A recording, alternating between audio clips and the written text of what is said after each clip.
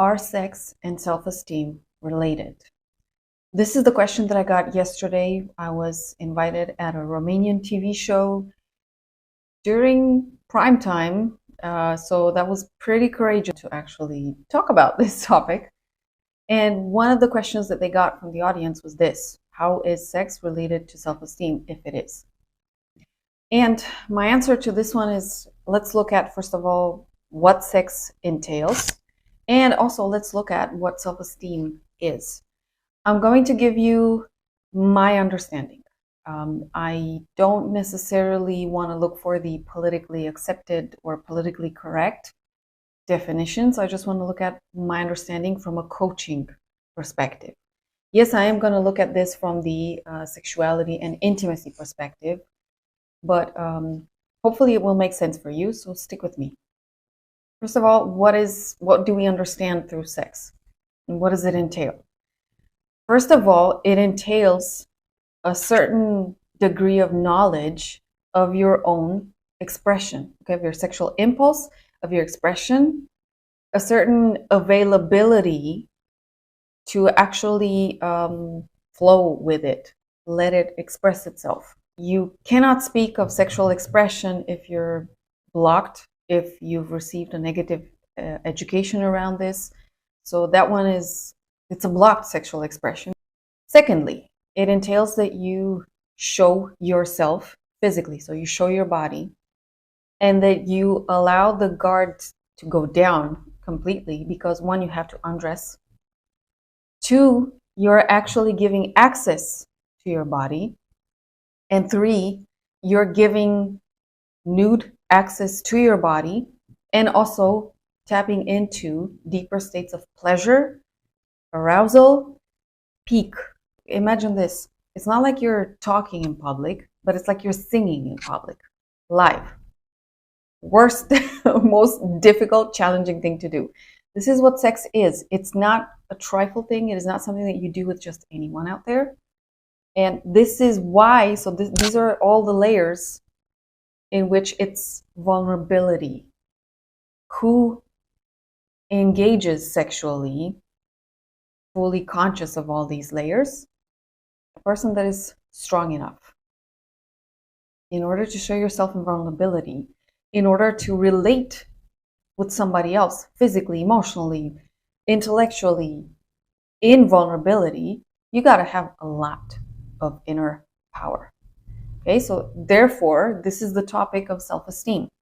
So first of all, just to express, know yourself, and then engage sexually means that you have a certain amount of self-knowledge and also self-love, self-trust in order to relate from that vulnerable place with another. So this is the first bridge between sex and self-esteem. Secondly, sex, well, everybody relates differently to it. Everybody has different needs. Everybody has different ways in which it understands pleasure, or it can reach peak. And in order for two people to have beautiful, fulfilling sex, there's communication, a lot of it. Nonverbal, verbal, both of those. Ergo, in order to request of somebody else what you need, what you wish, what you desire, what you love, in order to receive a request in return, in order to process, so there's got to be some kind of processing in between the two. You got to have also advanced skills here. So we're not talking just rudimentary stuff, but we're talking advanced skills. And then enough self-esteem, because sometimes your requests might not be met with extreme openness, or the requests that you receive might not be so easy or comfortable for you to fulfill. Therefore, this is the second connection between sex and self-esteem. Third level, you're engaging intimately, and although you've communicated, both parties, it somehow doesn't end up or finish in the way that you would have wanted, okay? With a peak, with the feeling of satisfaction, fulfillment, and so on. So something didn't go just as right. Although both parties did their best to meet the other person and also make sure that their needs are heard. If this happens, you need a lot of self-esteem to decide accordingly. What could that decision be? Depending on you and your level of assessment, you could love yourself enough to not engage anymore, depending on the outcome. Love yourself enough to not take it as a failure in your part and simply say, okay, I've done the best, they've done their best. It's just not happening. It's not possible here. You have enough self-esteem to try again, do something differently, whatever it could be. Okay, that takes a lot of self-esteem just to talk about things, especially sex, and talk about what didn't work so well and then how we can improve. Lots and lots of self-esteem there. That kind of self-esteem in most cases is not native. That one comes either with experience, a beautiful experience, or that one is learned, and you learn it through support, coaching, taking classes, reading books, okay, taking some time to develop your self-esteem, sexual self-esteem. Last but not least, let's say that you have enough self-esteem to actually request the stuff that you want. You're in a loving relationship and overall the relationship is great. However, in the long term, your sex is not so great. You feel that you're not listened, heard, understood. So the common way of ending is not so satisfactory. You're not ending with positive emotions, really high emotions, or just positive, beautiful, loving, caring, tender ones. No matter how much self-esteem you have, if you're engaging sexually in that way for longer periods of time, your self-esteem related to sexuality is going to go down. Okay? Nobody is immune to the quality of their intimate life. So if over long periods of time they're not getting what they want, they're exposed to negative experiences, they're exposed to rejection from their partner, self-esteem around sexuality is going to go down. There are other issues that might come up. So you accumulate frustration, you accumulate resentment, you accumulate anxiety, you might accumulate disgust at sex. Okay, you might be pushing yourself in the long term to engage physically, although you don't really want it. So there's a lot more if you keep engaging, although you are starting from a positive foundation, if you keep engaging in intimate acts that are not what you need. So it's not just one occasion, it's over longer periods of time. We're talking years.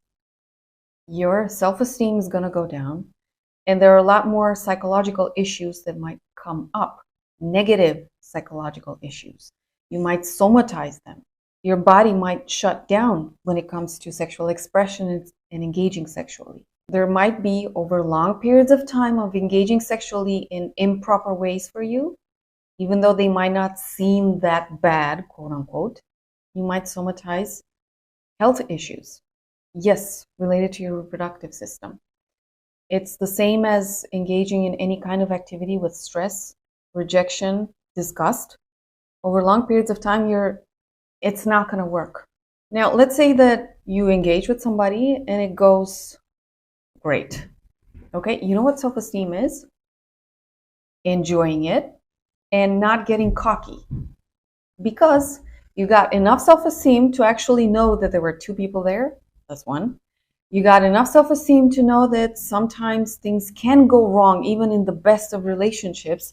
So you don't take it for granted and you don't neglect it. That's also self-esteem. It's also maturity there, but it's also self-esteem. So self-esteem, when it comes to sexuality, allows you to assess yourself enough, love yourself enough to know what you're doing right, what you're not doing so right, take not always pleasant feedback, and bounce back in the best way possible for you and for the other person. And it is also, let me tell you, the last connection between sex and self-esteem. Knowing when, although you love the person and you enjoy your connection, maybe your interaction is not the best one for your partner. And you've got enough self-esteem to know that ultimately, if the connection is not good for either one of you, it's not going to be good for the both of you. So you're walking away when you're assessing for whatever reason. maybe they're not so happy. Maybe they're not over somebody else. Maybe they do care about you, but they care about somebody else more. Maybe they're wounded and your relationship is not going to be healing to them until they actually take care of themselves. Maybe you love them, they love you, but they want something completely different in intimacy. And either they tell you, or you care and you have enough self-esteem to really open your eyes completely and look at the relationship and sense into the fact that it's not working. It does take a lot of self-esteem to look at relationships in a really mature, grounded way and assess, is this really good? Is this really healthy? So not put on these pinky glasses. I think your English call them rose-colored glasses. So you're not putting on these beautiful glasses that alter your perception of the reality, but you're looking at it as it is. And because you have a lot of sexual self-esteem, you're making the best decision, which sometimes might be to take a pause, to take some distance. Self-esteem allows you to take the not so easy decisions sometimes. If this whole thing just sounded like completely new to you, that's totally fine. What I encourage you to do is, first of all, take some time to either work on understanding, okay, sapiosexuality, so understand a bit what your definition is, what your mindset is here, what your values are here, what your skills are. Yes, you can assess those. A sexual assessment doesn't need somebody, it's not necessary that somebody have sex with you. It's actually, even, I think you would need a lot of self-esteem for the person that actually has sex with you to assess you and tell you, hey, this is where you performed well, this is where you didn't. That would be insane. Okay? The more, how do I say this? Approachable sexual skill assessment would be through a coaching session, a coaching form, an evaluation form, where you look at all the known skills and how you would rate yourself, and then in conversation with somebody who is a professional, you start to figure out, okay, how am I doing here? If it's done not in a place where you're in an intimate relationship with somebody, but you're working with somebody at a therapeutical or a personal development level, that is the best way to use coaching, by the way. And that is one of the healthiest places where you could get assessed. And let me remind you here, one of the ways in which you can use coaching sessions is to get the challenging feedback. It doesn't hurt as much to get it in a coaching session as opposed to how it would hurt was a partner to give it to you. This is how I see the connection between sex and self-esteem. And again, I encourage you to check out the classes that I have. Those are going to help you, but also consider coaching. And if for whatever reason, coaching is not necessarily on the table for you, either with me or just as a cost, consider getting my ebook. It's on Kindle, Get Your Orgasmic Intimacy. Just by reading that, you get a lot of clarity, okay, mental clarity, and you get some mental foundations.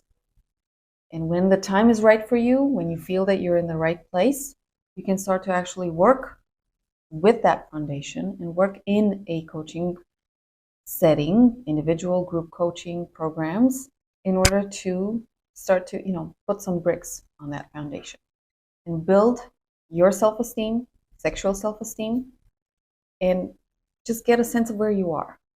I wish you a beautiful day, orgasmic, juicy, and I'll see you in the next video. Bye.